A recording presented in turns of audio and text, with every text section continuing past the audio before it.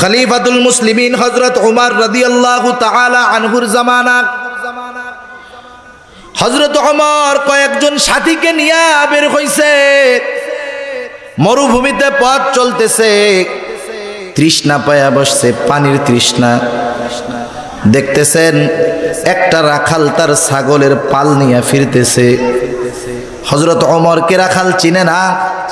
হযরত ওমর রাখালকে ডাক দিয়ে বলতেছে, ও রাখাল, তোমার ছাগল পালের মধ্যে যদি দুগ্ধপোষ্য কোনো ছাগল থাকে আমাদেরকে দাও, আমরা একটু তার দুধ পান করে তৃষ্ণা নিবারণ করি।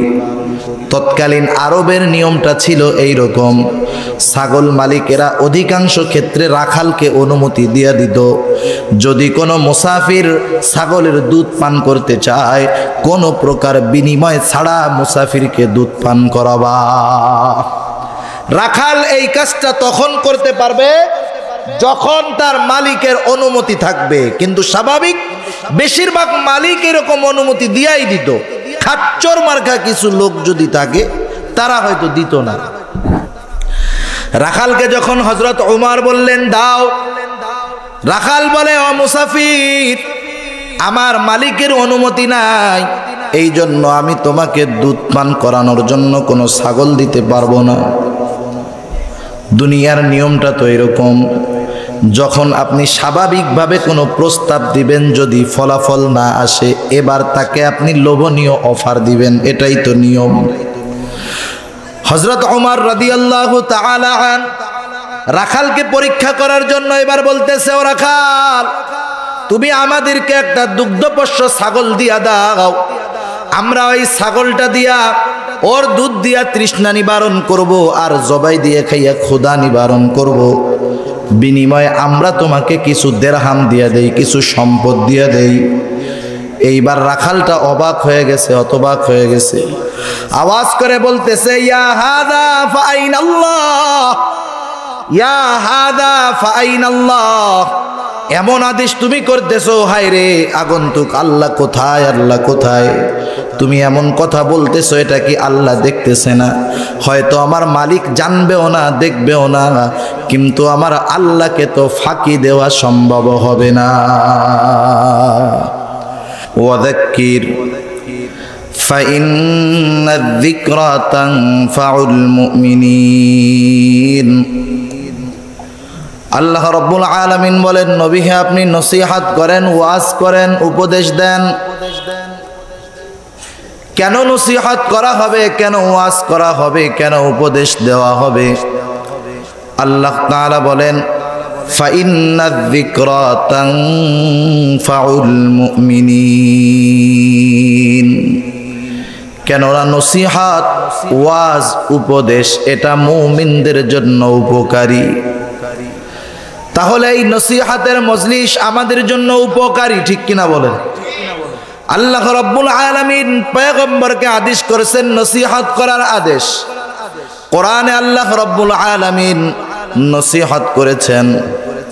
শুধু তাই নয়, আমার আপনার নবী আমাদের জন্য অনেক নসিহত রেখে গেছেন। অগণিত নসিহতগুলোর মধ্য থেকে আমি আপনাদের খেদমতে আল্লাহর নবীর জবান থেকে বের হওয়া 3টা নসিহতওয়ালা একটা হাদিস পাঠ করেছি।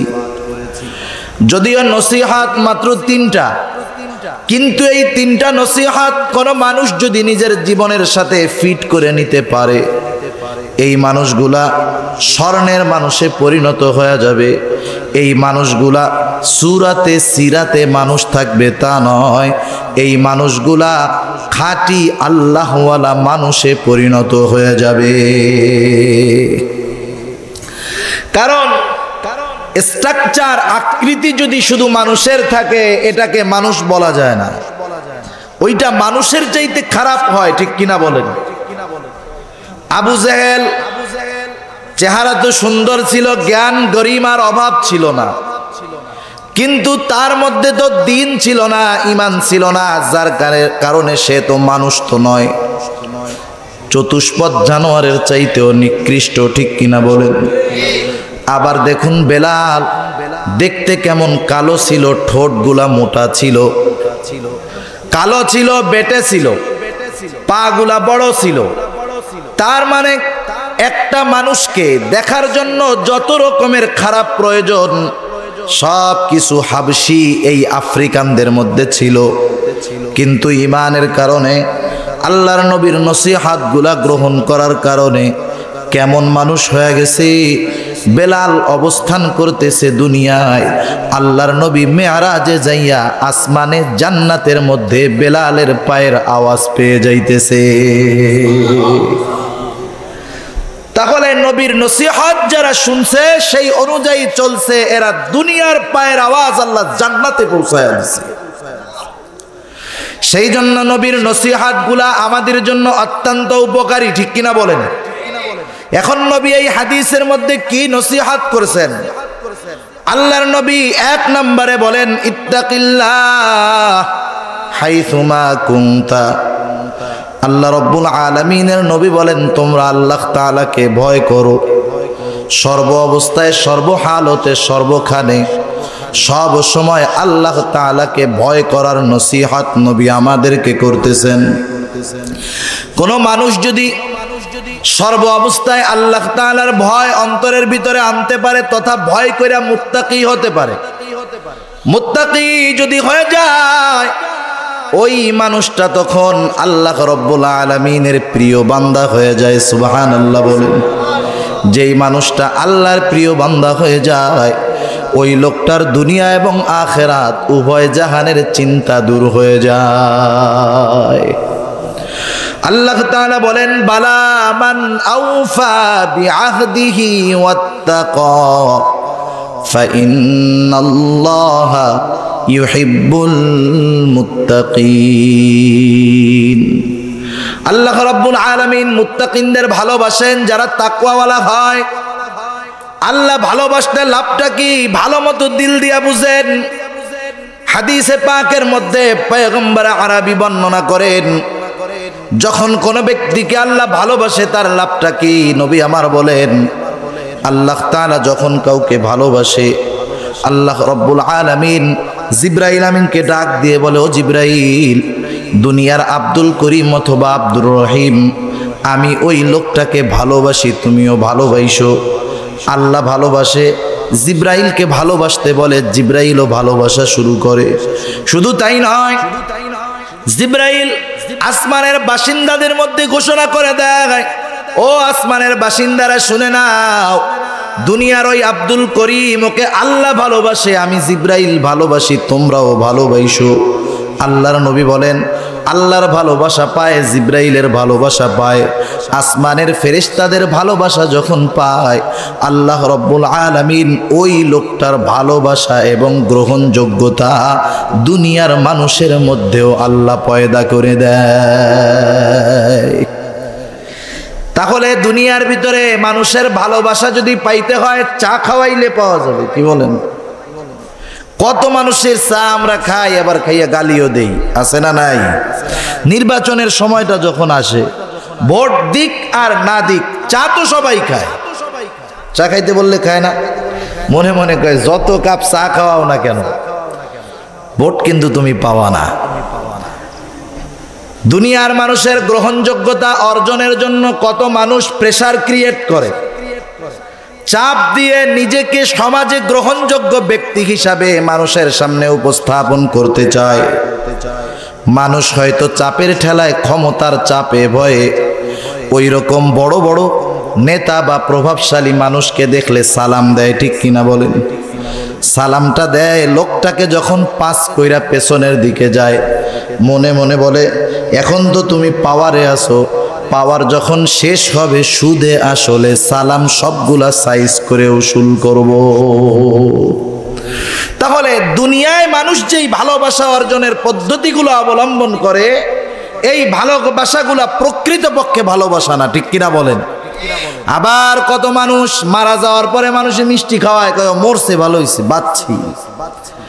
কিন্তু দুনিয়ার ভিতরে যেই মানুষগুলা আল্লাহর মোহাব্বত লাভ করতে পারছে ওই মানুষগুলা জীবনে আমাদেরকে চা খাওয়ায় নাই, হয়তো অনেক সময় সামনাসামনি তাকে দেখিও নাই, কিন্তু অন্তরের ভিতরে ওই মানুষগুলার জন্য আমাদের এরকম মোহাব্বত। যদি তাদের জন্য জান মালও ব্যয় করতে হয়, মানুষগুলা তাদের মহব্বতে জানমাল ব্যয় করা কেউ কুণ্ঠাবোধ করে না। আপনাদের এলাকার কৃতি সন্তান শাইখুল ইসলাম আল্লামা আহমদ শফি দামাত বরকাতুহুমুল আলিয়া, আল্লাহ হযরতকে সুস্থ দীর্ঘ নেক হায়াত দান করুক, সকলে বলেন আমিন। আপনারা কি কেউ আছেন যে হুজুর কোনোদিন চার দোকানে চা খাওয়াইয়া কইছে যে আমার একটু ভালো কইও? আছে নাকি? কোনোদিন চা খাওয়া কাউরে বলা লাগে নাই? অনেক মানুষ দেশের জীবনেও হুজুরকে সামনাসামনি দেখে নাই, কিন্তু মোহাব্বত সর্বদা আছে না নাই? প্রতিটা ইমানদার তাকে ভালোবাসে, শুধু তাই নয়, এই রকম মানুষগুলা দুনিয়ায় থাকতে মানুষের ভালোবাসা তো পায়, দুনিয়া থেকে যাওয়ার পরেও তাদের প্রতি মানুষের ভালোবাসায় কোনো কমতি হয় না। সেই জন্য যেই মানুষগুলা মুত্তাকি হয়ে যায়, দুনিয়ায় তার টাকা পয়সা দিয়া মানুষের গ্রহণযোগ্যতা কিনতে হয় না। দান করে কে? আল্লাহ দান করে। যদি প্রতিটা মানুষ মুত্তাকি হয়, আল্লাহর ওয়াদা প্রতিটা মানুষের ক্ষেত্রে এরকম। এখন এই মুত্তাকি কিভাবে হওয়া যায়? বুজুর্গানে দ্বীন কোরআন সুন্নাহর আলোকে আমাদেরকে কিছু পথ নির্দেশনা দিয়ে দিয়েছেন। এই পথ নির্দেশনাগুলা যেই মানুষগুলা অনুসরণ করবে, সেই মানুষগুলার মুত্তাকি হওয়া তথা আল্লাহ ভীতি অর্জন করাটা সহজ হয়ে যাবে। যেই দিক নির্দেশনাগুলো আমাদেরকে বুজুর্গানে দ্বীন দেন, তার মধ্যে অন্যতম একটি দিক নির্দেশনা উপদেশ হলো, যদি কোনো ব্যক্তি মুত্তাকি হতে চায়, তার মনের ভিতরে সর্ব অবস্থায় এই চিন্তা রাখতে হবে, আমি যেখানে যাই, যা কিছু বলি, যা কিছু করি, দুনিয়ার মানুষ দেখুক বা না শুনুক, আমার আল্লাহ সব কিছু দেখে আর শোনে। আল্লাহ সব কিছু দেখে শোনে তো, কি বলেন? আল্লাহ রাব্বুল আলামিন কেমন শোনা শুনেন? আল্লাহ রাব্বুল আলামিন কেমন শোনা শুনে? আমি আপনি তো দূরের কথা শুনি না, কয়েকজন যদি একসাথে আমার কাছে কিছু বলে, আমি কারোটাই শুনবো না, খালি আওয়াজ আসবে। আল্লাহ তাআলা কেমন শোনা শুনেন? গহীন অরণ্যের ভিতরে যেখানে কেউ নাই, একটা পাতার উপরে যদি ক্ষুদ্র একটা পিপিলিকা চলে, পিপিলিকার চাইতেও ক্ষুদ্র প্রাণী আছে যেগুলা আমি আপনি একেবারে কাছ থেকেও দেখতে পারবো না, অনুবীক্ষণ যন্ত্রের প্রয়োজন হবে, এত ক্ষুদ্র প্রাণীও আছে। ওই প্রাণীটা যখন কোথাও চলে, ওই প্রাণী পা ফালানোর দ্বারাও কিন্তু আওয়াজ হয়। দুনিয়ার কোনো মেশিন ওই আওয়াজকে ক্যাচ করতে পারে না। ওই ক্ষুদ্র প্রাণীটার পায়ের আওয়াজটাও আল্লাহ তাআলা স্পষ্টভাবে শুনে। আল্লাহ রাব্বুল আলামিন কেমন দেখা দেখে? আমি আপনি তো সামনে দেখি, ডানে বামে তাও দেখি না, সামনের দুয়েরটাও দেখি না, পেছনেরটা দেখার তো প্রশ্নই আসে না। কিন্তু আল্লাহ তাআলা কেমন দেখা দেখেন? গভীর আমাবস্যার রাত, কুচকুচে কালো রাত, গহীন অন্ধকার, এই গহীন অন্ধকারের মধ্যে কালো কুচকুচে একটা পাথর, এই পাথরের উপরে কালো কুচকুচে ছোট্ট একটি প্রাণী। দুনিয়ার কোনো মানুষ এটা তো চোখ দিয়ে আলোবিহীন দেখা সম্ভব নয়। ওই গহীন অন্ধকার আমাবস্যার রাতে কিন্তু নিজের হাতটা চোখের কাছে নিয়েও দেখা যায় না, অথচ এত গহীন কালো, ওই কালো রাত্রির কালো পাথরের মধ্যে কালো পিঁপড়াটা আমি আপনি জিন্দেগিতেও দেখতে পারবো না। কিন্তু আমার আল্লাহ আমাকে আপনাকে যেমন ভাবে দেখেন, ওই কালো রাত্রের কালো পাথরের কালো পিঁপড়াটাকেও আল্লাহ অনুরূপ স্পষ্টভাবে দেখে। শুধু যে আল্লাহ বাহিরের গুলা দেখে, আমার আপনার ভেতরেরটা দেখে না, শোনেন না, এমন নয়। আল্লাহ তাআলা বলেন, নবীকে আপনি বলুন, কুল ইন তুখফু মা ফি সুদুরিকুম আও তুবদুহু ইয়ালামহুল্লাহ। আমি আপনি আমার অন্তরের কোন কথা প্রকাশ করি, কোনটা গোপন করি, আমার পাশে শুয়ে থাকা আমার স্ত্রীও জানে না, জানে কে? আল্লাহ জানে। বলেন তো, এই চিন্তাটা যখন কারো আসবে তখন তার চরিত্র মানুষের অন্তরালে যেমন হবে মানুষের সামনেও তেমন হবে, ঠিক কিনা বলেন? আমাদের চরিত্র তো মানুষের অন্তরালে একরকম, মানুষের সামনে আর এক রকম, মাইকের সামনে একরকম, মাইকের পেছনে আর এক রকম, রাতে একরকম, দিনে একরকম, ঠিক কিনা বলেন? কিন্তু যে লোক চিন্তা করবে যে আমার আল্লাহ আমাকে সর্ব অবস্থায় দেখতেছেন, সর্ব অবস্থায় আমার মনের খবর জানতেছেন, সর্ব অবস্থায় আমার কথাগুলো আল্লাহ তাআলা শুনতেছেন, তাহলে এই মানুষটা মুত্তাকি হওয়ার জন্য বড় একটা ধাপ অতিক্রম করে ফেলতে পারবে। 2 নম্বর, বুজুর্গানে দিন বলেন কেউ যদি মুত্তাকি হতে চায় আল্লাহ তাআলা সেই সিস্টেমটা বাতায় দিয়া বলেন, ইয়া আইয়ুহাল্লাযীনা আমানু তাকুল্লাহ ওয়া কুনু মা'আস সাদিকিন। কোরআনুল কারীমের অন্যতম একটা বৈশিষ্ট্য হলো কোরআন যখন কোনো আদেশ করে আল্লাহ তাআলা যেই আদেশ করেন সেই আদেশ বাস্তবায়ন করার পদ্ধতিও আল্লাহ তাআলা বলে দেন।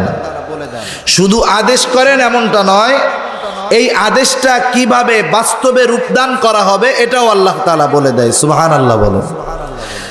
কোরআন শুধু আদেশ নিষেধ করে তা নয়, আপনি নিষেধটা কিভাবে বেঁচে থাকবেন, আদেশটা কিভাবে বাস্তবে রূপদান করবেন, আমলে পরিণত করবেন সেটাও আল্লাহ বলে দেয়। এটা কোরআনের অন্যতম একটা বৈশিষ্ট্য। এটা 2 ভাবে হতে পারে।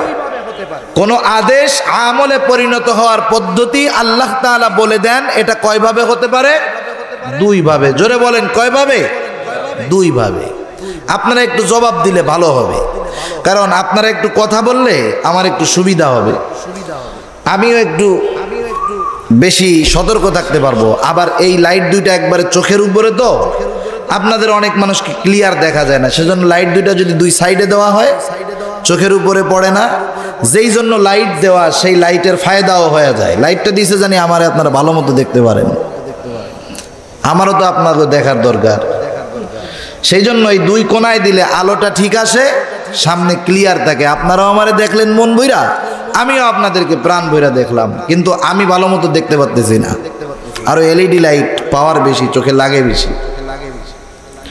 তা যাই হোক, আল্লাহ তাআলা কোনো আদেশ করেন যখন এটা বাস্তবায়নের পদ্ধতি বলে দেন। এটা কয় ভাবে হয়? 2 ভাবে।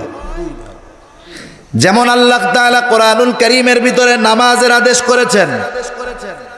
আল্লাহ বলেন ওয়াকিমুস সালাহ, নামাজের আদেশ আল্লাহ তাআলা কোরআনুল কারীমের ভিতরে 82 জায়গায় করেছেন।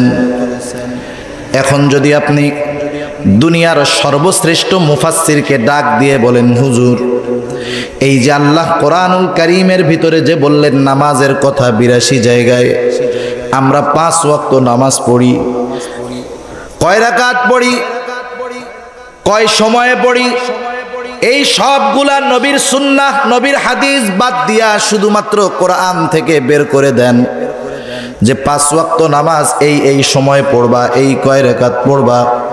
বলুন তো আল্লাহর নবীর জীবনী বাদ দিয়া, হাদিস বাদ দিয়া, সুন্নাহ বাদ দিয়া কিয়ামত পর্যন্ত যদি সে রিসার্চ করতে থাকে, 5 ওয়াক্ত নামাজ আমরা যেই তরিকায় পড়তেছি কোশ্চিন কালেও বের করা সম্ভব হবে না।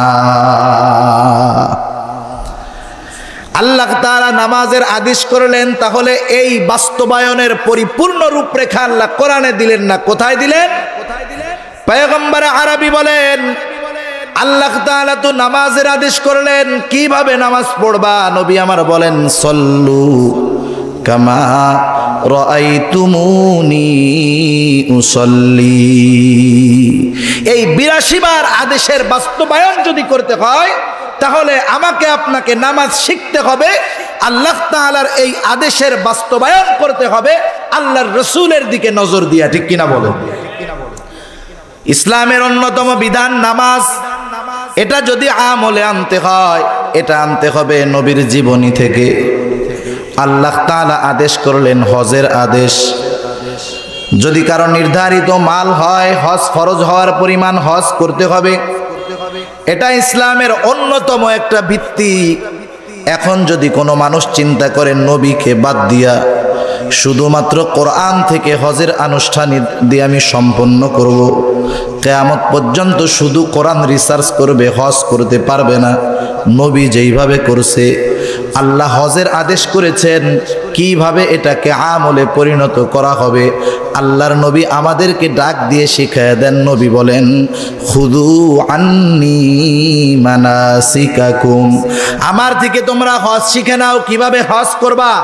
এই জন্য এক নম্বরে বুঝতে পারলাম আল্লাহ তাআলার কোন আদেশ যদি বাস্তবায়ন করতে হয় দুই পদ্ধতিতে পাওয়া যাবে। একটা হলো এই আদেশের আমল রাসূলের জীবনীর মধ্যে পাওয়া যাবে, ঠিক কিনা বলুন।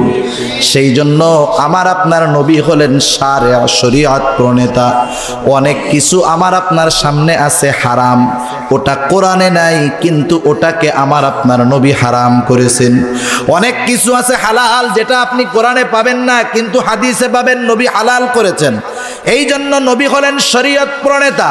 এইবার আসুন দ্বিতীয় অবস্থা, আল্লাহ তাআলা যখন কোনো আদেশ করেন, আদেশের বাস্তবায়ন হয়তো নবীর জীবনের মধ্যে থাকবে, না হলে সরাসরি কোরআনের মধ্যে থাকবে। আল্লাহ তাআলা মুত্তাকি হওয়ার এই পদ্ধতিটা সরাসরি কোরআনে জানায়া দিয়া বলেন, হে ঈমানদারেরা, তোমরা যদি মুত্তাকি হতে চাও তোমাদের জন্য কি করণীয় শুনে নাও। কুনু মা'আস সাদিকিন। আল্লাহ আদেশ করলেন, হে ঈমানদারেরা, আল্লাহ তাআলাকে ভয় করো। কিভাবে করবা? ভয় করবা, মুত্তাকি হবা, তাকওয়া অর্জন করবা। কিভাবে করবা? একটা পদ্ধতি হলো কুনু মা'আস সাদিকিন, সত্যবাদীদের সঙ্গী হয়ে যাও। আল্লাহ রাব্বুল আলামিন এইখানে কুনু মা'আস সাদিক এক বচন ব্যবহার করেন নাই। সাদিকিন এই শব্দটা হলো বহু বচন। সাদিক এক বচন, সাদিকিন বহু বচন। তার মানে কোনো ব্যক্তি যদি মুত্তাকি হতে চায় শুধুমাত্র একজন ভালো বন্ধুর দ্বারা সম্ভব নয়, গোটা জীবনে সর্বহালতে তার ভালো সঙ্গী তথা ভালো বন্ধুদের সাথে তার কাটাতে হবে। প্রতিটা মানুষের জীবনের বিভিন্ন ক্ষেত্র থাকে।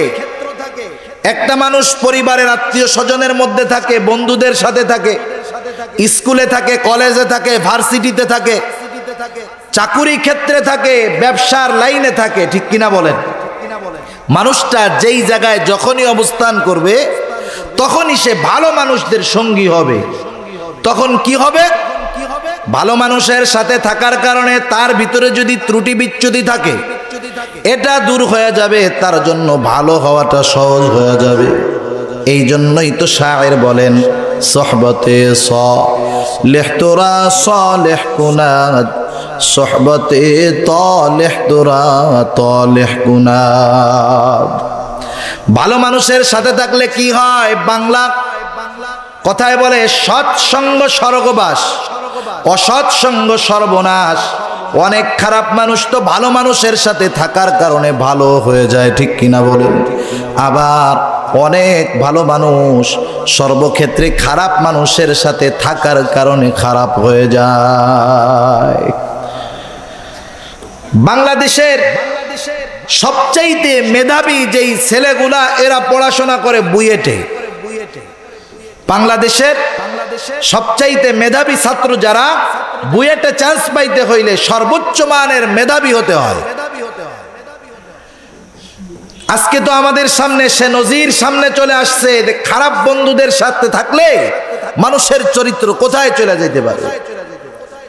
বুয়েটে যে ছেলেগুলা ভর্তি হয় ইন্টার পাস করার পর, আপনি যদি এই প্রতিটা ছেলের ব্যাকগ্রাউন্ড খোঁজ নেন দেখবেন ওই ছেলেটা ইন্টারে গোল্ডেন এ প্লাস, ম্যাট্রিকে গোল্ডেন এ প্লাস, জেডিসিতে গোল্ডেন এ প্লাস, পিএসসিতে গোল্ডেন এ প্লাস, চরিত্র ভালো, ভালো স্টুডেন্ট। কিন্তু যখন বুয়েটে ভর্তি হয়ে গেল, এই মেধাবী সুচরিত্র সম্পন্ন সন্তানগুলা যখন বুয়েটে ভর্তি হয়ে খারাপ বন্ধুদের সাথে মিশে চরিত্রটাকে নষ্ট করে ফেলল, চরিত্র এতটা অবনতি হয়ে গেল, একটা মানুষকে মেরে ফেলতেও তাদের দ্বিধাবোধ হলো না। চরিত্র কোথায় চলে গেছে? মানুষ মার্ডার করতে তাদের কোনো কিছু বিবেকে সামান্য বাধা দেয় না। সৎসঙ্গ অসৎসঙ্গ মানুষকে এত খারাপ বানায় ফেলে, আবার সৎসঙ্গ কত খারাপ মানুষকে ভালো বানায় দেয়। দুনিয়ায় তো অহরহ নজির আছে। দাওয়াতে তাবলীগের মেহনতের ভিতরে আপনি আমি যদি খোঁজ নেই দেখতে পারবো জীবনের বড় একটা সময় অন্যায় অপরাধ করে কেটে গেছে। হয়তো জীবনের কোনো একটা কারণে হঠাৎ করে নিয়ত করে ফেলছে 3 চিল্লায় চলে যাবে, আল্লাহর রাস্তায় 3 চিল্লা থাকছে, ভালো মানুষদের সাথে থাকছে, থাকতে থাকতে একটা সময় তার অবস্থা এমন হয়ে গেছে 3 চিল্লা দিয়ে এলাকায় ফিরে আসার পরে আজকে তার চরিত্র এমন হয়ে গেছে অনেক আলেমের চাইতেও তার চরিত্রের ভিতরে ভালো গুণ বেশি দেখা যায়। টের পাওয়া যায় না যে 6 মাস আগের সন্ত্রাসী আজকে বড় মুফতি সাহেব, নাকি সেই 6 মাস আগের সন্ত্রাসী টের পাওয়া যায় না। এটা হইছে ভালো মানুষের সাথে অনেক সময় অতিবাহিত করার কারণে, ঠিক কিনা বলুন? সেই জন্য খারাপ মানুষের মধ্যেও ভালো গুণ আসে যদি সে ভালো মানুষের সাথে থাকে।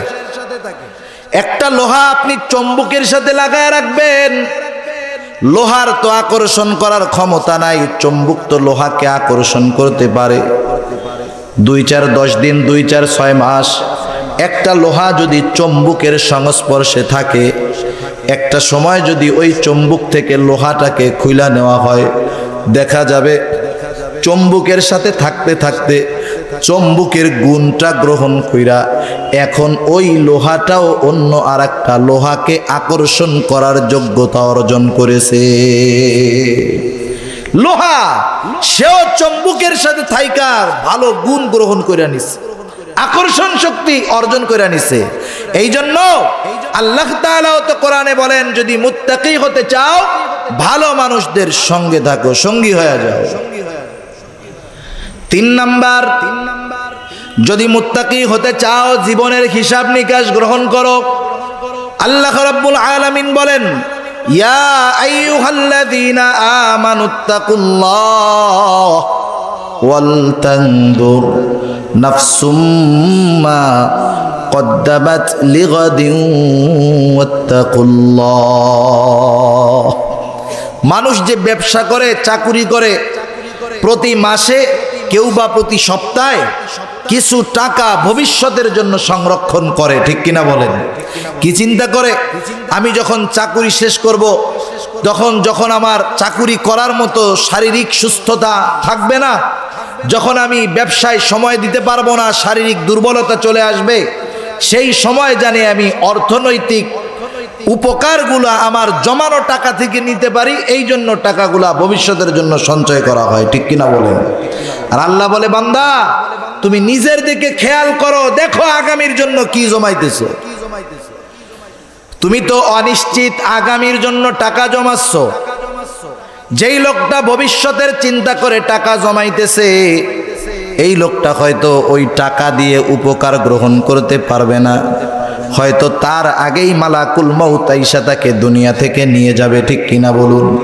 এই জন্য দুনিয়ার যেই আগামী সেটা হলো অনিশ্চিত, মৃত্যুর পরবর্তী যেই আগামী সেটা হলো সুনিশ্চিত। আল্লাহ বলেন, তুমি সেই সুনিশ্চিত আগামীর জন্য কি পাঠাইতেছো, এটা নিজের কাছে নিজে হিসাবটা গ্রহণ করো। দুনিয়ার ভিতরে যেই দোকানদার প্রতিদিনের হিসাব প্রতিদিন করে, সে হলো আদর্শ দোকানদার। এক ছেলে, তার বাপ বিদেশ থেকে 5 লক্ষ টাকা দিছে যে বাবা তুমি ব্যবসা করো, 5 লক্ষ টাকা। ছেলে তো 5 লাখ টাকা দিয়া একবারে দোকান ভরা ফেলছে, অনেক মালামাল, কিন্তু তার নিয়মতান্ত্রিকতা ঠিক নাই। কয় টাকা বিক্রি হলো, কয় টাকা বাকি গেল, কয় টাকার মালামাল রাখলো, এগুলার কোনো হিসাব তার নাই। দেখা গেল কি 1 বছর পরে দোকান ঠিকই আছে, মাল তো কিছুই নাই, দোকানে শুধু চায়ের কয়েকটা কাপ আর কেতলি আর পানের বাটা ছাড়া কিছু নেই, ঠিক কিনা বলো? 1 বছরে 5 লাখ টাকার পুঁজি খতম। কেন? ব্যবসা করছে, কারে কি দিছে, কি কিনছে, কি বিক্রি করছে, ওর হিসাব ওর কাছে নাই। অথচ আমার দেখা অভিজ্ঞতা আপনাদেরকে বলি, আমাদের অঞ্চলে এক ব্যক্তি 100 টাকার পুঁজি নিয়ে ব্যবসা শুরু করছে, মাত্র 100 টাকার পুঁজি। আল্লাহ তাআলা সেই লোকটাকে এখনো বাঁচায় রাখছে, সুস্থ আছে। একটা সালার চট, সালার বস্তার উপরে নিজে ওই মালগুলা নিয়ে বসতো। সহনশীলতার সাথে, হিসাবের সাথে ব্যবসা করতে করতে আমার তো মনে হয় আজকে তার দোকানে 1 কোটি টাকার উপরে মাল আছে। কারণ দোকানদার যদি রাতে হিসাব করে যে আমি আজকে কয় টাকা বিক্রি করলাম, এটা যদি কন্টিনিউ হিসাব করে এটা বের করা সম্ভব। কয় টাকা বাকি দিছে লেখা রাখছে, কয় টাকার মাল আজকে কিনছে লেখা রাখছে। এগুলা যখন আলাদা করবে তার আজকের বিক্রির পরিমাণটাও বের হয়ে যাবে। ওর হিসাব হবে আজকে আমার 5,000 টাকা বিক্রি, 500 টাকা গেছে বাকি, মাল কিনছি 4,000 টাকার, তার মানে 500 টাকা তার বাকি আছে, 5,000 টাকা তার বিক্রি হয়েছে, তার মাল কিনছে 4,000 টাকার। হিসাবটা ক্লিয়ার তার। আগামী দিন সে প্রস্তুতি নিবে, আমার বিক্রিটা বাড়াতে হবে, বাকিটা কমাতে হবে। এই ধারাবাহিকতায় সে যদি তার ব্যবসাকে বজায় রাখতে পারে, পুঁজি অল্প হতে পারে কিন্তু এক সময় তার ব্যবসা আলোকিত হয়ে যাবে। এই জন্য বুজুর্গানে দিন বলেন প্রতিটা মানুষের উচিত তার জীবনের হিসাব নিজে নেওয়া। হাকিমুল উম্মত মুজাদ্দিদুল মিল্লাত শাহ আশরাফ আলী থানভী রাহমাতুল্লাহি আলাইহি বলেন প্রতিটা মানুষের নিজের জীবনের হিসাব প্রতিদিন নেওয়া উচিত। আজকে আমার দ্বারা কয়টা গুনার কাজ হলো, আমার দ্বারা কয়টা সওয়াবের কাজ হলো, আমি কয়জনকে সালাম দিলাম, কয়জনকে আমি উপকার করলাম, সাহায্য করলাম। আমি যদি রাতের বেলায় 10টা মিনিট নিজের জন্য এই কাজটা করি, আমার হিসাব বের হয়ে যাবে আগামীর জন্য কতটুকু সওয়াব আমি জমাতে পারলাম। সেই জন্য কেউ যদি মুত্তাকি হতে চায় জীবনের হিসাব গ্রহণ করতে হবে, আগামীর জন্য সম্পদ পাঠাইতে হবে। এখন কেউ যদি মুত্তাকি হয়, আল্লাহ ভীতি অর্জন করে তাকওয়াওয়ালা যদি হয়ে যায়, তার তো লাভ দুনিয়ায়ও আছে আখেরাতেও আছে, ঠিক কিনা বলেন? এই চিন্তা যখন মানুষের মধ্যে আসবে, আমার আল্লাহ দেখে ভালো বন্ধুদের সাথে চলবে, নিজের হিসাব নিজে গ্রহণ করবে, স্বর্ণযুগের মানুষের গুণগুলা তাদের মধ্যে চলে আসবে। এই কথা তো বাস্তব। স্বর্ণযুগের নিম্ন শ্রেণীর মানুষগুলার ভিতরে যেই খোদা ভীতি ছিল, আজকের যুগের বড় বড় বুজুর্গদের মধ্যেও সেই খোদা ভীতি নাই। কেমন ছিল এই জামানার মানুষগুলা আমরা তো জানি অনেক। খলিফাতুল মুসলিমিন হযরত উমর রাদিয়াল্লাহু তাআলা আনহুর জামানা, হযরত উমর কয়েকজন সাথীকে নিয়ে বের হইছে, মরুভূমিতে পথ চলতেছে, তৃষ্ণা পায়া বসছে, পানির তৃষ্ণা। দেখতেছেন একটা রাখাল তার ছাগলের পাল নিয়ে ফিরতেছে। হযরত উমরকে রাখাল চিনে না। হযরত উমর রাখালকে ডাক দিয়ে বলতেছে, ও রাখাল, তোমার ছাগল পালের মধ্যে যদি দুগ্ধপোষ্য কোনো ছাগল থাকে আমাদেরকে দাও, আমরা একটু তার দুধ পান করে তৃষ্ণা নিবারণ করি। তৎকালীন আরবের নিয়মটা ছিল এই রকম, ছাগল মালিকেরা অধিকাংশ ক্ষেত্রে রাখালকে অনুমতি দিয়ে দিত, যদি কোনো মুসাফির ছাগলের দুধ পান করতে চায় কোনো প্রকার বিনিময় ছাড়া মুসাফিরকে দুধ পান করাবা। রাখাল এই কাজটা তখন করতে পারবে যখন তার মালিকের অনুমতি থাকবে, কিন্তু স্বাভাবিক বেশিরভাগ মালিক এরকম অনুমতি দিয়াই দিত।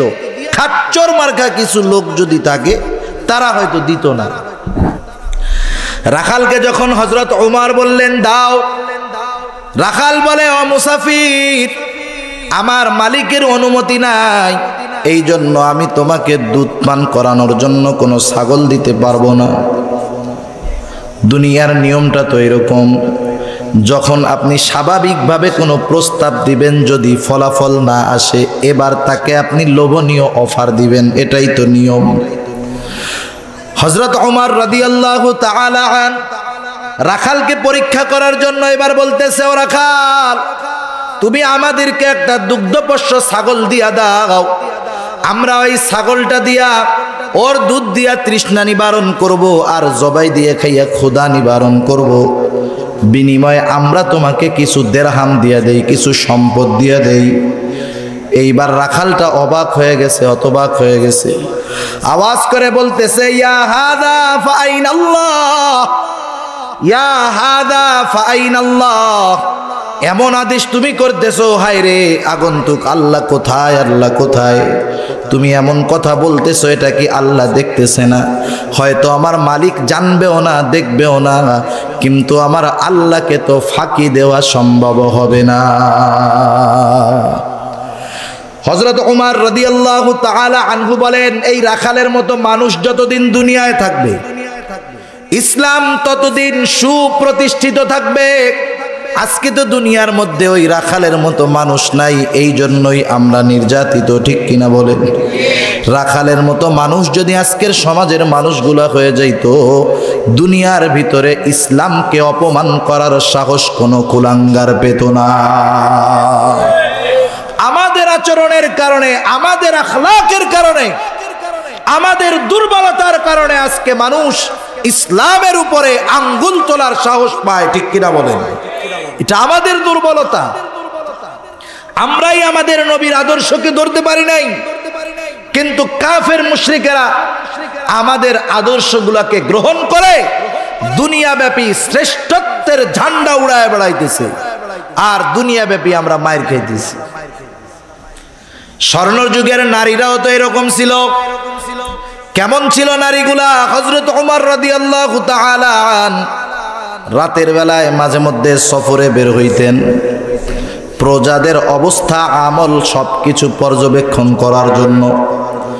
একদিন মদিনার শেষ প্রান্তে হযরত ওমর রাদিয়াল্লাহু তাআলা আনহু চলে গেছেন, ফিরে আসবেন সুবহে সাদিক নিকটবর্তী হয়ে গেছে। এলাকার ভিতরে যখন ঢুকলেন, দেখলেন একটা কুড়ে ঘরের মধ্যে আলোর আভা পাওয়া যায়। হযরত ওমর রাদিয়াল্লাহু তাআলা আনহু ওই কুড়ে ঘরের পাশে গিয়া দাঁড়াইলেন। মানুষের উপস্থিতি টের পাওয়া যায়, কি বলতেছে শোনার জন্য। এই অনুমতি তো শাসকের জন্য আছে। শাসক যদি চায় কারো অনুমতি ব্যতীত মানুষের বেড়ার পাশে দাঁড়াইয়া ঘরের মানুষের কথা শুনতে পারবে, এটা শাসকের জন্য বৈধ। শাসক যদি প্রশাসনের কাউকে অনুমতি দেয়, গোয়েন্দা বাহিনীকে যদি অনুমতি দেয়, তারা শাসকের আদেশ পালনার্থে মানুষের দরজার পাশে, বেড়ার পাশে কান লাগাইয়া ভিতরের কথা শুনতে পারবে। সাধারণ কোনো মানুষের জন্য এমনটা করার অনুমতি নাই, বরং এমনটা করা হারাম, কবিরা গুনাহ। আমাদের অভ্যাস কি? আমাদের গ্রাম অঞ্চলে আছে আর কি, রাস্তার পাশে বাড়ি, স্বামী স্ত্রী কথা বলতেছে, রাতে তো অল্প আওয়াজও অনেক দূরে যায়, ঠিক কিনা বলেন? বাজার থেকে ফিরতেছে কিছু ভদ্র বেশি শয়তান আস্তে ওই ঘরের পাশে দাঁড়াইয়া কান লাগায় শুনে কি কি বলে। আগামী দিন সকালবেলায় চা খায়, আর মানুষের মধ্যে ওই স্বামী স্ত্রীর যেই কথাগুলা হইছে এগুলা প্রকাশ করে বেড়ায়। এরকম বেয়াদব আছে না নাই? ডাবল ডাবল কবিরা গুনাহ হয়। শুধু যে যা শুনছে তাই বলে এমনটা নয়, বরং আরো কিছু মজা মাখাইয়া মানুষের সামনে প্রেজেন্ট করে, যাতে মানুষও একটু মজা পায়, ঠিক কিনা বলেন? সেই জন্য আল্লাহ তাআলা কোরআনুল কারীমের ভিতরে সামাজিকতার শিক্ষা দিয়ে বলেন, ওয়ালা তাজাসসু, তোমরা গুপ্তচর বৃত্তি কইরো না, তোমরা মানুষের কথাগুলো এরকম কান লাগায় শুইনো না, গোয়েন্দাগিরি করো না। আল্লাহর নবীও এটা নিষেধ করে দিয়েছেন। যাই হোক, হযরত ওমর রাদিয়াল্লাহু তাআলা আনহু তো খলিফাতুল মুসলিমিন, প্রজার অবস্থা তো তার জানার প্রয়োজন। পাশে দাঁড়াইছেন, বুঝতে পারলেন ভিতরে দুইজন মহিলা আছে, হয়তো একজন মা একজন মেয়ে। এইবার মা মেয়েকে ডাক দিয়ে বলতেছে, ও হে মেয়ে, উঠে যাও, সকাল তো হয়ে গেল, ছাগলের দুধ দহন করো। এমনিই তো সংসারে অভাব, এই দুধ বিক্রি করে চলতে হবে। এক কাজ কইরো, দুধ যেহেতু ছাগল এখন কম দেয়, তুমি এই দুধের সাথে পারলে একটু পানিও মিশায়া দিও। মেয়েটা বলতেছে, ও মা তুমি কি বলো? খলিফা ওমর দুধের সাথে পানি মিশাইতে মানা করছে। মা বলতেছে এই রাতে খলিফা ওমর কোথা থেকে আসবে জানবে না। মেয়েটা বলে মা খলিফা ওমর হয়তো জানবে না দেখবে না, কিন্তু আমার আল্লাহ তাআলার চোখকে কিন্তু ফাঁকি দেওয়া যাবে না। হযরত ওমর এই ঘটনা শুনে চলে গেছে। সকালবেলায় মা মেয়েকে ডাকাইছে। মা মেয়ের তো পরাণের মধ্যে পানি শেষ। রাতের বেলায় মা মেয়ে এই কথা বলছে, সকালে খলিফা ডাকছে। হয়তো কোনো না কোনো পদ্ধতিতে খলিফার কানে আমাদের কথোপকথনের কথাগুলা চলে গেছে, ভয় পেয়ে গেছে। কিন্তু হযরত ওমরের ওই মেয়ের খোদা ভীতি এতটা পছন্দনীয় হয়েছে, হযরত ওমর রাদিয়াল্লাহু তাআলা আনহু ওই গোয়ালিনী দুধওয়ালির মেয়েকে নিজের পুত্রবধূ হিসাবে নিজের ঘরে স্থান দিয়েছে। মেয়ে কোথায়? গোয়ালিনীর মেয়ে। সারা দুনিয়ার স্থলভাগের 3 ভাগের 2 ভাগের শাসকের ঘরের স্ত্রী হয়ে চলে আসছে। সুবহানাল্লাহ। তাকওয়ার কারণে, আল্লাহ ভীতির কারণে, ঠিক কিনা বলেন? সেই জন্য যেই মেয়ে তাকওয়াওয়ালা সে দামি হয়ে যায়। তাকওয়াওয়ালা যদি হওয়া যায় দুনিয়ার লাভ তো আছে, আখিরাতের লাভও আছে। দুনিয়ার লাভটা কি? দুনিয়ার ভিতরে প্রতিটা মানুষই কোনো না কোনো সমস্যায় জর্জরিত আছে, ঠিক কিনা বলেন? এমন মানুষ পাওয়া খুবই দুরস্কর যার কোনো সমস্যা নেই। কেউ আছে রাজনৈতিক প্রবলেমে, কেউ আছে সামাজিক সমস্যায়, কেউ আছে মানসিক সমস্যায়, কেউ আছে শারীরিক সমস্যায়, কেউ আছে ব্যবসা নিয়ে সমস্যায়, কেউ আছে জমি জমা নিয়ে সমস্যায়, ঠিক কিনা বলেন? আমার আল্লাহ বলেন কোন সমস্যার সমাধান আমি আল্লাহ ছাড়া দিতে পারবে না। আল্লাহ তাআলা এই সমস্যার সমাধান দিয়ে দিবেন। আল্লাহ বলেন যদি সমাধান চাও, বিপদ আপদ থেকে বের হওয়ার রাস্তা চাও, কি করবা? আল্লাহ বলেন ওয়ামাই ইয়াত্তাকিল্লাহা ইয়াজআল লাহু মাখরাজা। আল্লাহ রাব্বুল আলামিন বলেন যে আল্লাহকে ভয় করে, মাইয়াত্তাকিল্লাহ ইয়াজআল লাহু মাখরাজা, আল্লাহ রাব্বুল আলামিন তার জন্য পথ বাতায়া দেয়। বিপদে পড়ছে, কোন পথে গেলে এই বিপদ থেকে উদ্ধার পেয়ে যাবে, এই রাস্তা মুত্তাকি বান্দার জন্য আল্লাহ তাআলা খুলে দেয়। শুধু তাই নয়, আল্লাহ বলেন ওয়ায়ারযুকুহু মিন হাইথু লা ইয়াহতাসিব। আল্লাহ রাব্বুল আলামিন তার জন্য উত্তম রিজিকের ব্যবস্থা করে দেয় এমন জায়গা থেকে যেটা মানুষ কল্পনাও করতে পারে না। রিজিকের ব্যবস্থা আল্লাহ তাআলা তার জন্য করে দেয়। আর আল্লাহ যেই রিজিকের ব্যবস্থা করে দেয়, মানুষ সেটার উৎস জানুক আর না জানুক, আল্লাহ প্রদত্ত রিজিকটা যে অতি উত্তম এ ব্যাপারে কোনো সন্দেহ নাই। তৎকালীন সময়ে মিশরের আল আজহার বিশ্ববিদ্যালয়ে আজকে যে অবস্থা, এক সময় কিন্তু এরকম ছিল না। ছিল নাকি? আজকে কত বড় বড় বিল্ডিং, ওই সময় ছিল না। সারা দুনিয়ার বড় বড় প্রতিষ্ঠানগুলো এক সময় ছিল না এরকম। ডালিম গাছের নিচে দেওবন্দ মাদ্রাসার শুরু হয়েছে, আজকে কত ভবন। হাটহাজারী মাদ্রাসা আজকে কত বড়, এক সময় এরকম ছিল না। মেখল মাদ্রাসা কত বড় ছিল না এক সময়। পটিয়া মাদ্রাসা কত বড় ছিল না। জিরি মাদ্রাসা কত বড়, একটা সময় এরকম ছিল না। মিশর আল আজহার বিশ্ববিদ্যালয় এক সময় এরকম ছিল না। সিস্টেম ছিল কি, ওই দেশে বড় বড় আলেম ছিলেন, বিভিন্ন দেশ থেকে মানুষ আইসা ওনাদের কাছে ইলম শিক্ষা করতেন। থাকারও জায়গা নাই, খাওয়ারও ব্যবস্থা নাই। ইরাকে একটা ছেলে, এই ছেলের বাবা মারা গেছে, আত্মীয় স্বজন শুধু মা আছে, আর কেউ নাই। একদিন এই মাও মারা গেছে। ছেলেটার বয়স 17-18 বছর, যুবক মানুষ, সম্পদ আছে কিছু। যখন কারো কেউ থাকে না, তখন ভূমিদস্যুদের নজর ওই ভূমিগুলার দিকে যায়, ঠিক কিনা বলেন? ছেলেটা চিন্তা করতেছে মানুষের নজর এই দিকে পড়ার আগে এই সম্পদ দিয়ে এমন কিছু সম্পদ আমার অর্জন করতে হবে যেই সম্পদটা কোনো মানুষ কাইড়া নিতে পারে না। এই চিন্তা করে সম্পদ যা ছিল বিক্রি করে ফেলছে। নিয়ত করছে মিশরে চলে যাব, ওইখানে গিয়া আলেমদের সাথে গিয়া দ্বীন ইলম শিক্ষা করব। সম্পদ কেড়ে নিতে পারবে, আমার জীবন গুলি করে হত্যা করে ফেলতে পারবে, কিন্তু আমার জ্ঞানকে কেড়ে নিতে পারবে না। ঠিক কিনা বলেন? গুলি করে জীবন কেড়ে নেওয়া যায়, নবীর মোহাব্বত কেড়ে নেওয়া যায় না। আজকে তো আমাদের দেশে গুলি করে নবী প্রেমকে দমায়া দেওয়ার চেষ্টা করা হইতেছে। সম্ভব? নবীর জন্য যেই জমিনে রক্ত প্রবাহ হবে, সেই জমিনের মানুষের মধ্যে নবীর মোহাব্বত আরো বাড়বে। ঠিক কিনা বলেন? সেই জন্য কিছু সম্পদ কেড়ে নেওয়া যায় না। ছেলেটাই চিন্তা করে মিশরে চলে আসছে, প্রতিদিন হুজুরের কাছে বৈশা দ্বীনি ইলম শিখে নিজে খায়, আর যেইখানে রাত সেইখানে কাজ, বৈশা বৈশা নিজের টাকা দিয়ে খায়। আমাদের গ্রামের ভাষায় বলে, বৈশা খাইলে রাজার গোলাও শেষ হয়ে যায়। আর যদি খালি ক্যাসিনো খেলার অভ্যাস থাকে, কি বলেন? ক্যাসিনো চিনেন না? ডিজিটাল ভার্সন তাস খেলার, জুয়ার ডিজিটাল ভার্সন হলো ক্যাসিনো। এটার অভ্যাস যদি থাকে তো আরো জঘন্য।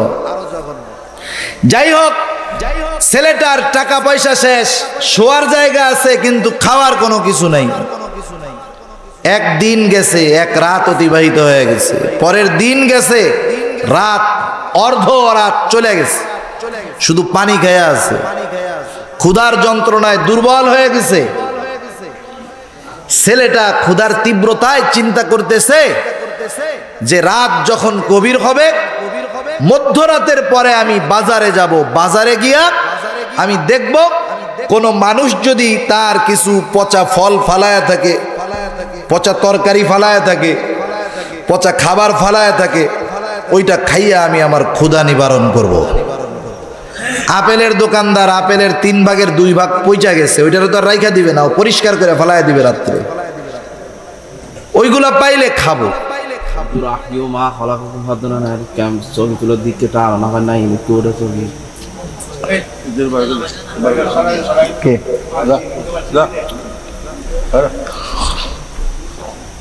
যাই হোক,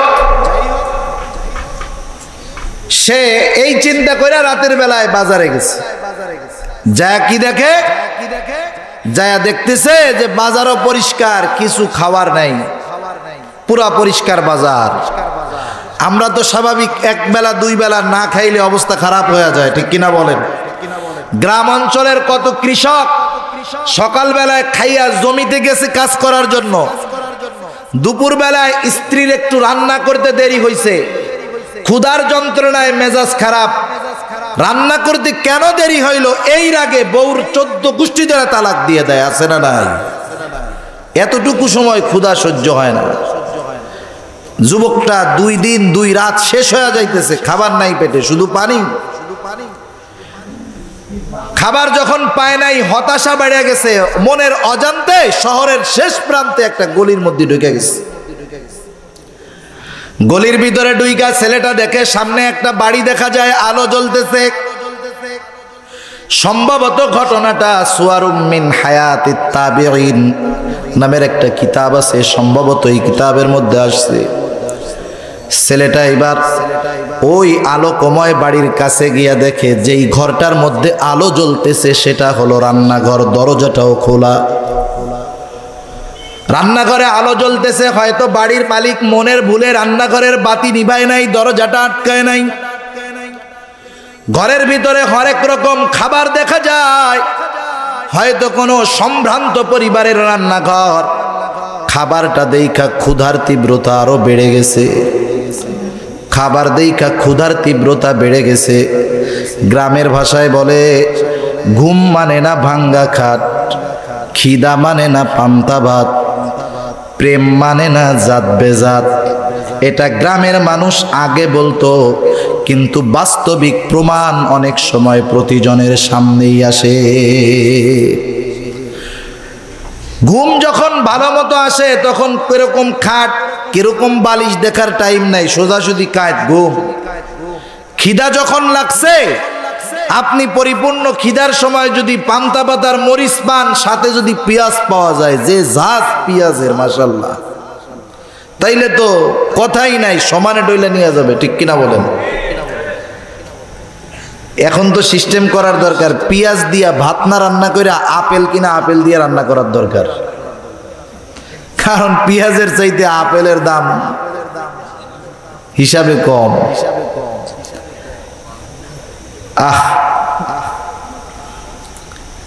যারা সম্পদ আটকায়া রাখে, বাজারের ভিতরে শূন্যতা, কৃত্রিম শূন্যতা সৃষ্টি করার জন্য, এদের উপরে আল্লাহ তাআলার লানত।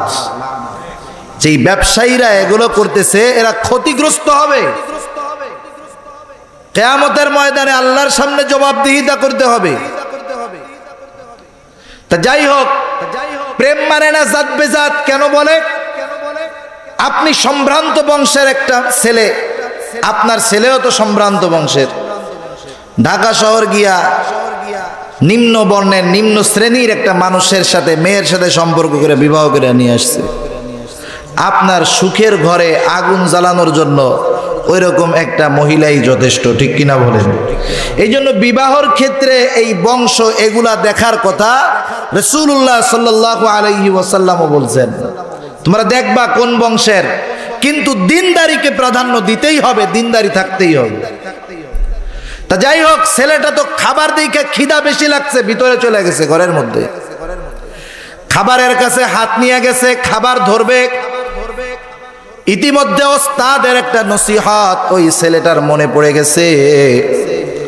ওস্তাদ দর্সের ভিতরে একদিন বলছে, বাবারা, সর্ব অবস্থায় তোমরা মনের ভিতরে আল্লাহর ভয় রাখবা, কোন সময় হারাম জিনিস খাবা না, কারো জিনিস না বলে, কারো অন্তরালে কারো খাদ্য না বলে তখনও গ্রহণ করবা না। যদি করো, তোমার মধ্যে কিন্তু ইলমের নূর প্রবেশ করবে না, ইলমের নূর তোমার ভিতরে ঢুকবে না। ছেলেটা এবার চিন্তা করে, নিজের এলাকা ছেড়ে, সব কিছু ছেড়ে মিশরে আসলাম, যেই জিনিসটা অর্জন করার জন্য, সেটা যদি সামান্য খাওয়ার কারণে চলে যায়, এমন খাওয়ার প্রয়োজন নাই।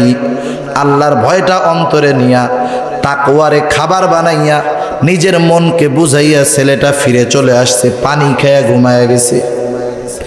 সকালবেলায় ফজরের নামাজের পর ওস্তাদের দর্সের ভিতরে বসে গেছে। ওস্তাদ এইবার তাদেরকে পড়ানো শুরু করছেন। কিছু সময় পর একটা ছোট বাচ্চা আইসা ওস্তাদকে বলতেছে, ওস্তাদ, একজন মহিলা আপনার সাথে একটু কথা বলতে চায়।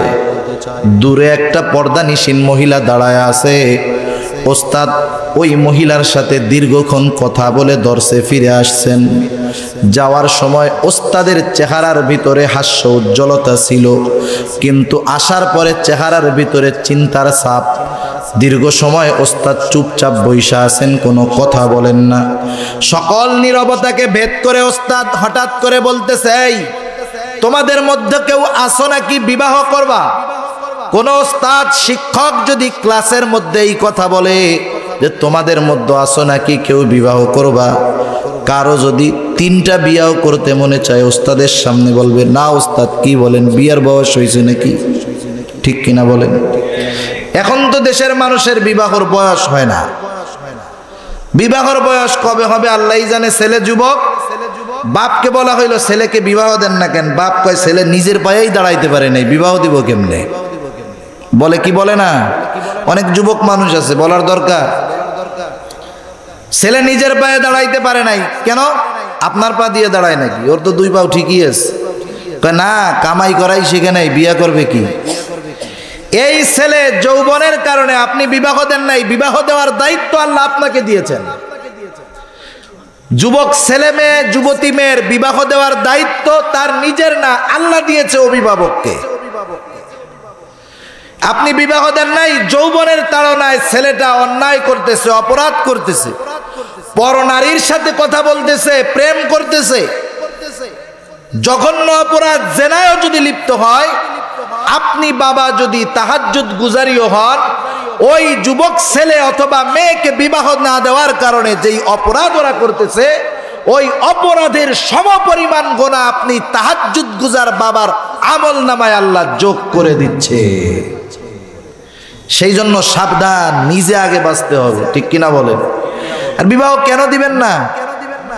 আল্লাহ তাআলা বলেন, তুমি কি অভাবের ভয়ে বিবাহ দাও না?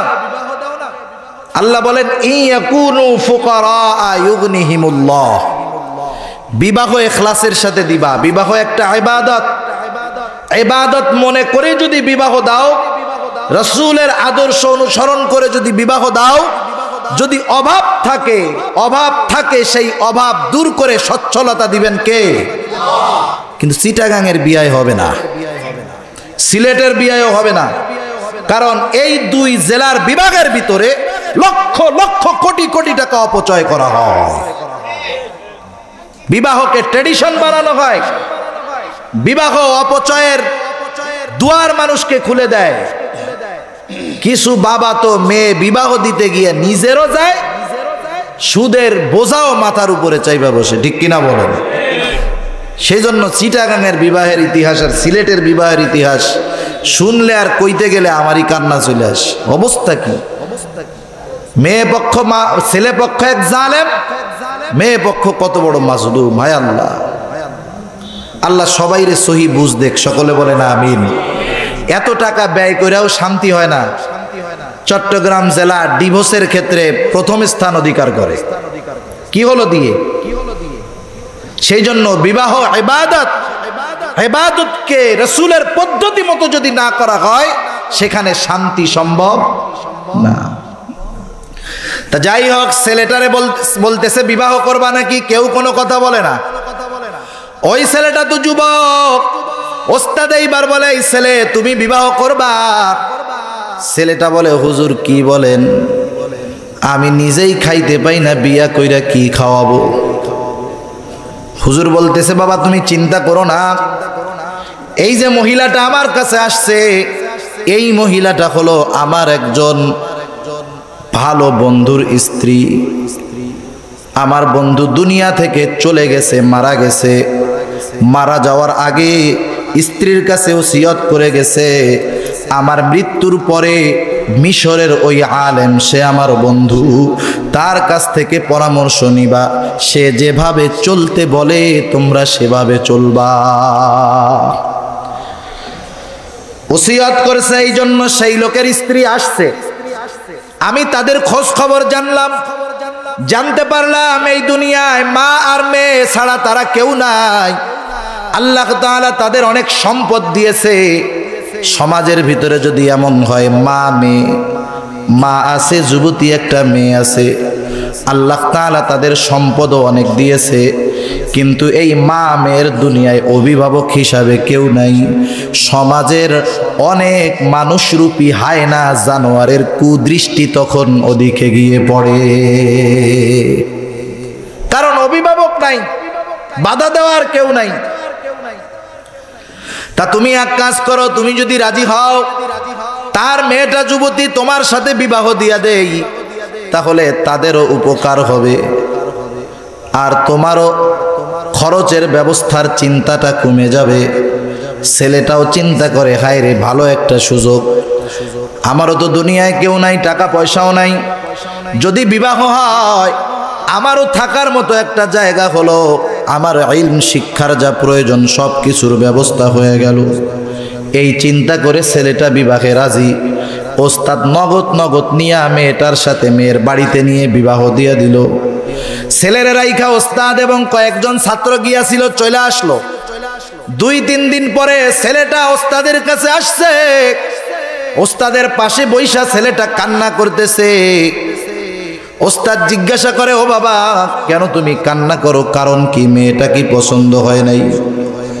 যুবক ছেলে ওস্তাদকে বলতেছে, ওস্তাদ আমি যুবক মানুষ, ইচ্ছায় অনিচ্ছায় অনেক সময় পর নারীর প্রতি দৃষ্টি আমার চলে গেছে।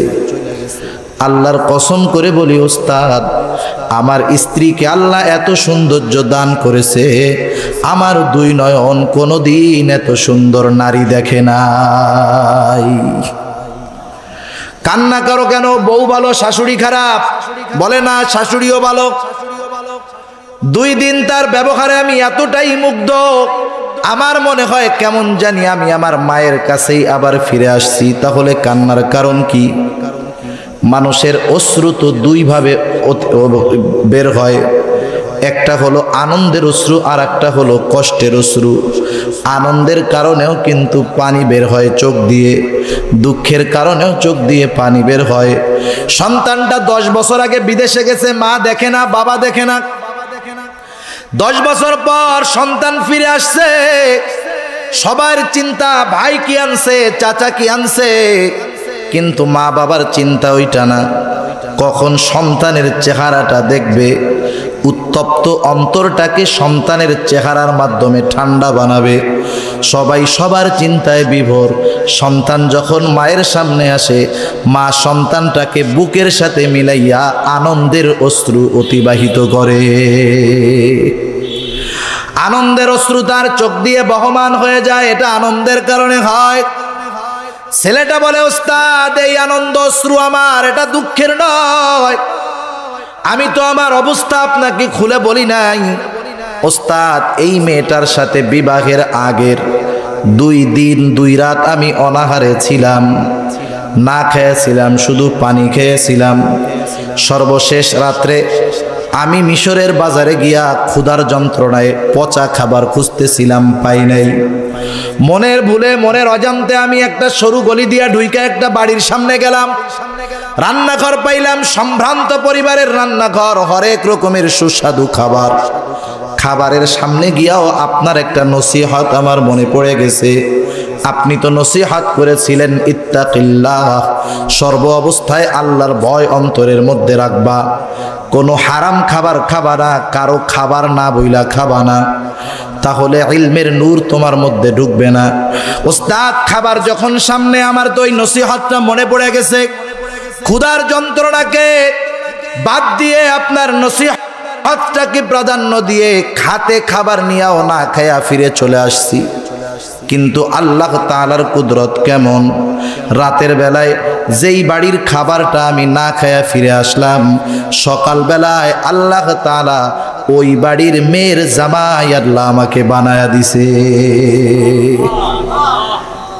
যেই খাবার চুরি করে খাইতে গেছিল হিসাবে এখন জামাই বলে সাইদ্দা খাওয়াবে, ঠিক কিনা বলেন?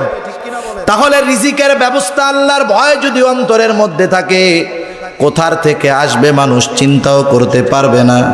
এই জন্য আল্লাহর ভয় যদি থাকে, দুনিয়ার সমস্যাও দূর হয়ে যাবে, রিজিকের চিন্তাও দূর হয়ে যাবে। শুধু তাই নয়, দুনিয়ায় তো ব্যবস্থা হয়েই গেল, আখেরাতে আল্লাহ রব্বুল আলামিন স্পেশাল ভাবে জান্নাতের মধ্যে তাদের জায়গা বরাদ্দ রাখবে। অভিবাদন দিতে দিতে জান্নাতে ঢুকানো হবে। আজকে তো বড় বড় নেতারা আসলে আমরা মিছিল দেই, আরে বাবা কি মিছিল! জান্নাতের মধ্যে মুত্তাকি বান্দাদেরকে ফেরেশতারা মিছিল দিয়া জান্নাতের মধ্যে ঢুকায়া দিবে। সুবহানাল্লাহ বলেন। আল্লাহ বলেন, ওয়াসিকাল্লাযীনা ইত্তাকাও রাব্বাহুম ইলাল জান্নাতি যুমারা হাত্তা ইযা জাউহা ওয়া ফুতিহাত আবওয়াবুহা ওয়া ক্বালা লাহুম খাযানাতুহা সালামুন আলাইকুম তিবতুম ফাদখুলুহা খালিদিন। ফেরেশতারা মিছিল দিবে, বলবে তোমরা তো দুনিয়ায় ভালো মানুষ ছিলা, তাড়াতাড়ি জান্নাতে ঢুকে যাও। মুত্তাকি বান্দাদেরকে এরকম স্লোগান দিয়া দিয়া তাদের উপরে শান্তি বর্ষিত হোক, এই স্লোগান দিয়া দিয়া জান্নাতের মধ্যে ঢুকানো হবে। সুবহানাল্লাহ। শুধু তাই নয়, আল্লাহ বলেন জান্নাতের মধ্যে আসন তো থাকবে। কেমন জায়গায় মুত্তাকিরা থাকবে? আল্লাহ বলেন, ইন্নাল মুত্তাকিনা ফি জান্নাতিন ওয়া নাহার ফি মাকআদি সিদকিন ইনদা মালিকিম মুকতাদির। নহরওয়ালা জান্নাত তো তারা পাবেই।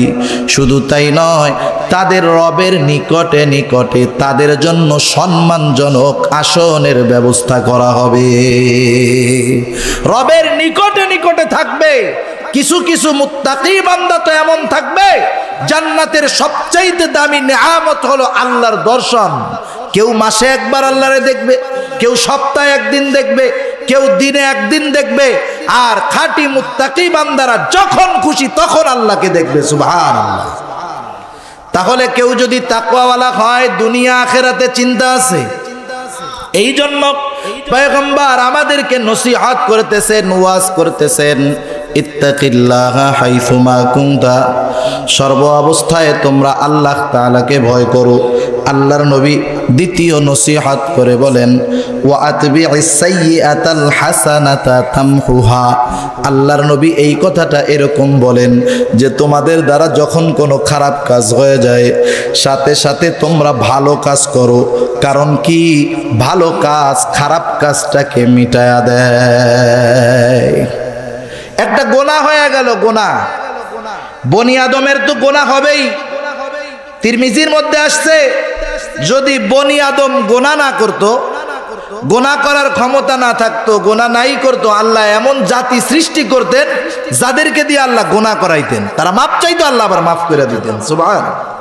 তার মানে কি আমাদের দ্বারা গোনাহ হবে এটা স্বাভাবিক, কিন্তু আবার আল্লাহর কাছে মাপ চাইতে হবে। যখন কোনো অন্যায় হয়ে যাবে, গোনাহ হয়ে যাবে, সে সাথে সাথে তাওবা করবে। তাওবা যদি করে কি হবে? তাওবা করার সাথে সাথে ওই যে গোনাহটা হইছে ওই গোনাহটারে ফ্রুট কালি মেরে দেওয়া হবে। ফ্রুট কালি। মনে করেন এই জায়গায় একটা শব্দ ভুল হইছে, এই জায়গায় একটা শব্দ ভুল হইছে, ভুল। ভুলটা আপনি গোপন করবেন কিভাবে? ছিঁড়া তো ফেলানোর দরকার নাই। কাপড়ে দাগ ভরছে, রাগ হয়ে ছিঁড়া ফেলাবেন নাকি? আপনি এই জায়গায় ফ্রুট কালি লাগায়া দিলেন, আমি যখন সামনে ধরবো ওই দূর থেকে বুঝতে পারবে যে এই জায়গায় ভুল হয়েছে, এই জন্য হুজুরে সাদা কালি মেরে দিয়েছে, ঠিক কিনা বলেন? আমি চিন্তা করলাম যে এই কাজটা কোন জায়গায় করছে, কাজটা যেই অফসেটে করছে ওরে যায় বললাম যে ভাই আমার তো একটা ভুল হয়ে গেছে, তুমি এই শব্দের আলোকে এই লিফলেটের মধ্যে যেই কালার যেই সাইজ আছে সেই সাইজওয়ালা অতটুকু একটা নাম আমারে লেখা দাও যতটুকু ভুল হয়েছে। ওর কাছ থেকে সুন্দর মতো সাইজ করে আই না, আমি এইবার এইখানে হুবহু আঠা দিয়া ওই সাদার উপরে লাগায়া দিলাম। 3-4 হাত দূর থেকে টের পাওয়া যাবে না আগে ভুল ছিল কি না, ঠিক কিনা বলেন? আর যদি কালার ফটোকপিরে যায় বলি এই এটার ফটোকপি কর, মূল কপি দিয়া কালার ফটোকপি 100 কপি বাইর করি, তাহলে আপনি কম্পিউটার দিয়েও টের পাবেন না যে এই জায়গায় একটা ভুল ছিল। আল্লাহ তাআলা কত সুন্দর সিস্টেম করছে। বুজুর্গানে দিন বলেন, যখন কোনো বান্দা গোনাহ করে, গোনাহ করার পরে তাওবা করে, গোনাহটা মিটা গেল, জায়গা তো ফ্রুট কালি দেওয়া, ফেরেশতারা দেখে টের পাওয়া যাবে যে এই জায়গায় মনে হয় গোনাহ ছিল। আল্লাহ বলেন এবার তুমি নেক আমল করো, ওই যে ফ্রুট কালির জায়গা আছে ওই জায়গাটা আমি আল্লাহ নেকি দ্বারা বইরা দিব। সুবহানাল্লাহ। এই কথা আল্লাহ কোরআনে বলেন, ইন্নাল হাসানাতি ইউযহিবনাস সাইয়্যাত যালিকা যিকরা লিয-যাকিরিন। আল্লাহ তাআলা বলেন নিশ্চয়ই ভালো কাজ খারাপ কাজটাকে মিটায়া দেয়। এর মধ্যে উত্তম, এর মধ্যে উপদেশ গ্রহণকারীদের জন্য উপদেশ নিহিত আছে। তাহলে আমার দ্বারা যদি আল্লাহ না করুক খারাপ কাজ হয়ে যায়, আমার দ্বারা ছোটখাটো গোনাহ হয়ে গেছে, আমি চিন্তা করব আজকে গোনাহটা কেন হইল, এই জন্য 5 টাকা মসজিদে দিব। গোনাহটা কেন হইল, 10 রাকাত নফল নামাজ পড়ব, তাওবার দ্বারা গোনাহটারে আমি মুইসা দিব, আর নেক আমলের দ্বারা ওই জায়গাটা আমি সওয়াব দিয়া ভরাট করে দিব। এটা তো বুজুর্গানে দ্বীনের নীতিমালা ছিল। মনের অজান্তে তাদের যদি কোনো গোনাহ ঘইটা যাইতো, সগীরা গোনাহ হোক, এই গোনাহটাকে কেন্দ্র কইরা নিজের নফসকে শাস্তি দেওয়ার জন্য নেক আমল করতো। গোনাহ হইছে এতটুক, নেক আমল করতো এতটুক। সেই জন্য আল্লাহর নবীও বলেন যখন তোমাদের দ্বারা কোনো গোনাহ হয়ে যায় তোমরা নেকের কাজ করো, কারণ নেকের কাজ গোনাহটাকে মিটায়া দেয়।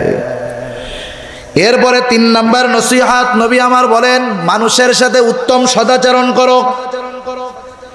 আল্লাহর নবী নিজে আদেশ করেছেন, আর নিজের আদর্শ আচরণ আখলাক কেমন ছিল। আল্লাহর নবী বলেন বুইসতু লিউতাম্মিমা মাকারিমাল আখলাক। আল্লাহ রাব্বুল আলামিন আমার আপনার নবীকে দিয়া নবুয়তির সিলসিলা শেষ করেছেন, নবুয়তির দরজায় তালা লাগায়া দিছেন, পরিপূর্ণতা আল্লাহ দান করেছেন। আল্লাহর নবীর মাধ্যমে নবুয়তিকে পরিপূর্ণতা দান করেছেন। নবী আমার বলেন আমি তো উত্তম আচরণের পরিপূর্ণতা দান করার জন্য প্রেরিত হয়েছি। প্রতিটা নবী উত্তম আখলাকওয়ালা ছিলেন, কিন্তু উত্তম আখলাকের পরিপূর্ণতা দানকারী ছিলেন না। কিন্তু আমার আপনার নবীকে দিয়া আল্লাহ তাআলা উত্তম আখলাকের পরিপূর্ণতা দান করাইছেন। এই জন্য আপনি যদি কোথাও খুঁজেন সর্বশ্রেষ্ঠ লজ্জাশীলকে, সব মাখলুকের মধ্যে সর্বশ্রেষ্ঠ লজ্জাশীল হলো আমার আপনার নবী, ঠিক কিনা বলুন? আপনি যদি খুঁজেন সবচাইতে দয়া কোন মানুষটার মধ্যে, আপনি খুঁজে দুনিয়ায় আমার আপনার নবী রহমাতুল লিল আলামিন ছাড়া কাউকে পাবেন না। আপনি যদি খুঁজেন দুনিয়ার ভিতরে সবচাইতে দানশীল ব্যক্তিটাকে, আল্লাহর কসম আমার আপনার নবী ছাড়া আপনি কাউকে পাবেন না। আপনি যদি খুঁজেন দুনিয়ার মধ্যে সবচাইতে আদবওয়ালাকে, আল্লাহর কসম আমার আপনার নবী ছাড়া আপনি কাউকে পাবেন না। সেই জন্য আখলাক তো একটা প্যাকেজ। ভালো আখলাকের এক একটা অংশ আছে, যেমন লজ্জা উত্তম আখলাকের একটা অংশ, দয়া উত্তম আখলাকের একটা অংশ, দানশীলতা উত্তম আখলাকের একটা অংশ, আদব উত্তম আখলাকের একটা অংশ। সব অংশের ভিতরে শ্রেষ্ঠত্ব অর্জন করেছে মুহাম্মাদুর রাসূলুল্লাহ সাল্লাল্লাহু আলাইহি ওয়াসাল্লাম। সেই নবী বলতেছে যে তোমরা মানুষের সাথে উত্তম সদাচরণ করো, এই আদেশ আল্লাহর নবী আমাদেরকে দিয়েছেন। এখন রবিউল আউয়াল মাস, স্বাভাবিক বিষয়টা এরকম, যেই মাসটাতে নবীর আলোচনা বেশি হয়, এই মাসটাতে নবীর আলোচনা বেশি হওয়ার কারণে মানুষের অন্তরে নবীর কথাটা বেশি ভেসে উঠে, ঠিক কিনা বলেন? সেজন্য আমার আপনার নবী কেমন ছিলেন এই বিষয়টা প্রতিটা মানুষের জানার দরকার আছে না নাই? একটা ওয়াজ মাহফিল থেকে আল্লাহর নবীর আদর্শ নিয়ে কথা বলে শেষ করা সম্ভব নয়। কারণ কি? কারণ আয়েশা সিদ্দিকা রাদিয়াল্লাহু তাআলা আনহার কাছে আয়েশা বলতেছে, সাহাবারা বলতেছে, আয়েশা আপনি আমাদেরকে আল্লাহর রাসূলের আখলাক সম্পর্কে কিছু বলেন। আয়েশা সিদ্দিকা রাদিয়াল্লাহু তাআলা আনহা বলে, তোমরা কি কোরআন পড়ো নাই? হ্যাঁ পড়েছি। তাহলে শুনে নাও, কানা খুলুকুহুল কোরআন। সুবহানাল্লাহ বলেন। কোরআন হলো রাসূলুল্লাহ সাল্লাল্লাহু আলাইহি ওয়াসাল্লামের আখলাক, আদর্শ। কেমন আদর্শ? আল্লাহ তাআলা বলেন, ওয়া ইন্নাকা লাআলা খুলুকিন আযীম। আল্লাহু আকবার বলেন। আল্লাহ তাআলা মহান চরিত্র আমার আপনার নবীকে দান করেছেন। এখন যদি নবীর আখলাক চরিত্র সম্পর্কে জানতে হয়, পৃথিবীতে দুইটা গ্রন্থ আছে, দুইটা বিষয় আছে যার পরিপূর্ণতা কোনো মানুষ দিতে পারে নাই, তার পরিপূর্ণতা দেওয়া সম্ভব নয়। যেমন কোরআনুল কারীমের তাফসীর, হাজার হাজার মুফাসসির তাফসীর করছেন, কেউ 80 ভলিউমে কোরআনের তাফসীর লিখছেন, এরপরেও উনি বলছেন এটা কোরআনের জন্য যথেষ্ট নয়। আবার 3 খণ্ডের তাফসীর আছে, 1 খণ্ডের আছে। আপনি যদি 1 খণ্ডেরটা পড়েন আপনার কাছে মনে হবে যে হ্যাঁ অনেক লিখছে, 80 খণ্ডেরটা যদি পড়েন মনে হবে যে আরো লিখলে ভালো হইতো।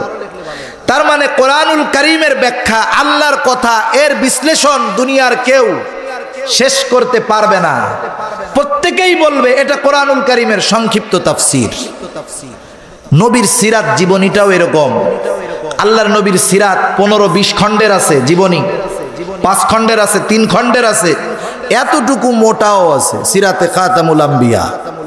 আপনি ছোটটাও যদি পড়েন আল্লাহর নবী সম্পর্কে একটা ধারণা আপনার মধ্যে চলে আসবে।